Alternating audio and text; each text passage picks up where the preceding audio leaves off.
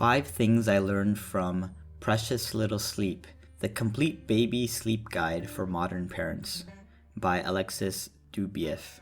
Now, I am having a baby soon, my wife and myself, in a couple months, and what better way to prepare than to read some books, which I love reading books.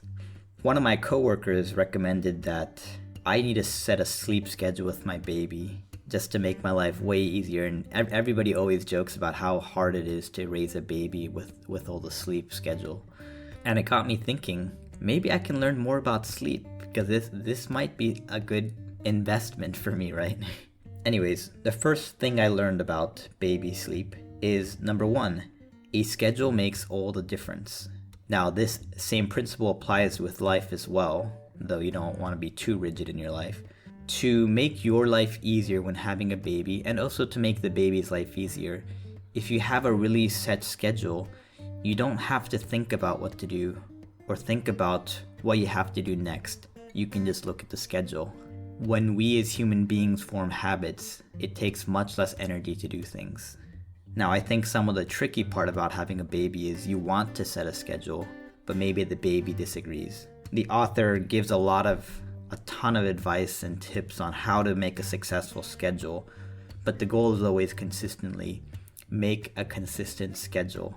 There are some pitfalls like, when you want to feed the baby or breastfeed the baby and all this stuff, but the principle still stays the same. A schedule is needed.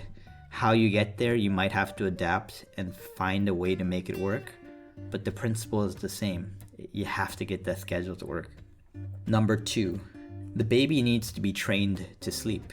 This is pretty similar to having a schedule, but kind of a different take. We're rotating around the sculpture a little bit. For example, when a baby cries, does that really mean the baby can't sleep? Does it mean the baby is hungry? Does it mean the baby wants company? Now, if the baby cries and your reaction every single time is to feed the baby, you're almost training the baby that whenever the baby is hungry, all I have to do is just cry. And then you've taught the baby, whenever I'm hungry, just cry. In a similar fashion, a baby doesn't know how to sleep the way we want it to sleep. When the baby's in the stomach, the baby just wakes up, sleeps whenever he or she wants. Now we wake up, we expect the baby to sleep during these hours. Now, how does the training work? And that's my number 3 point.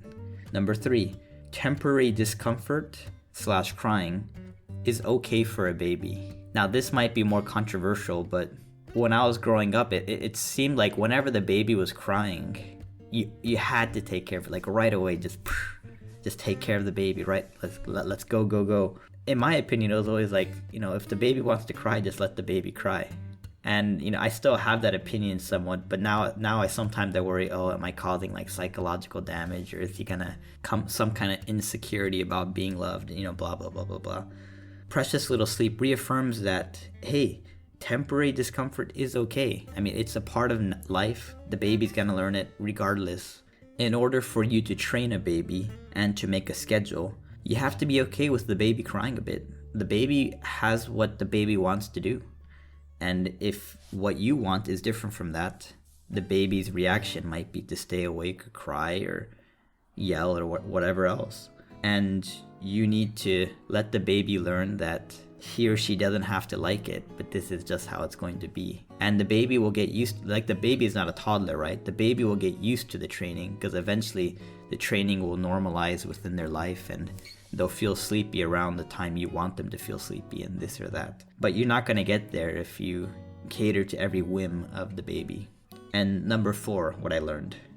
Every baby is different, so you have to find your own best methods. I think the major principles still apply.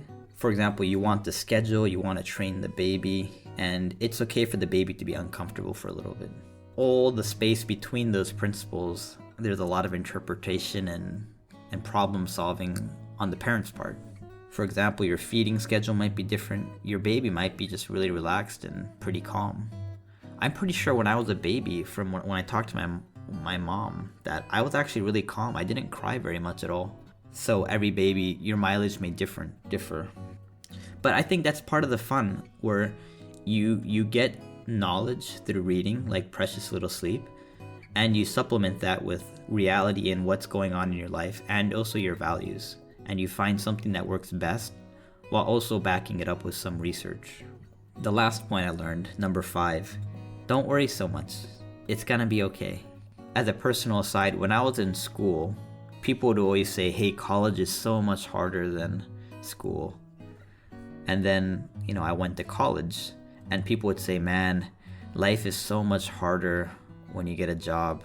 And then I got a job and people would say, man, life is so much harder when you get married, you have so little time.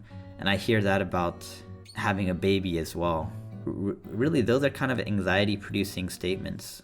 Though I wouldn't say I'm an anxious person, but I think a lot of people hear that and think, wow, my life's gonna stink, or it's gonna be so hard, or their beliefs end up becoming reality because it reinforces the reality. For example, for myself, I thought all of those things were pretty straightforward. They had their own challenges. Sometimes it was a little bit tougher, sometimes it wasn't as tough. But I didn't have this bias where, okay, now I'm married, now my life has to be hard and I can't have any free time or anything like that, right? You get to determine your life. And the same thing, you'll figure out something that works well for you. Don't worry. You've made it this far. You're going to be just fine. Now, it doesn't necessarily mean that it's going to be a cakewalk, but it doesn't mean it's going to have to be a painful, agonizing experience or anything. Things will work out. You'll figure out something that works. You'll have fun with it. Maybe you won't have as much sleep as you want, but hey, you get to do other things too. Those are 5 things I learned from Precious Little Sleep. I quite enjoyed this book. It was frankly a little all over the place. There was a lot of humor, but it was almost blog post-like. It wasn't quite organized the way I would have liked. That said, there were a lot of good, helpful ideas in this book, which I will go back to eventually. So I'm going to have the baby in a couple months, and we'll see what happens then. What everyone said is true, or if things work out just fine like I think they will. We'll see. All right, thanks.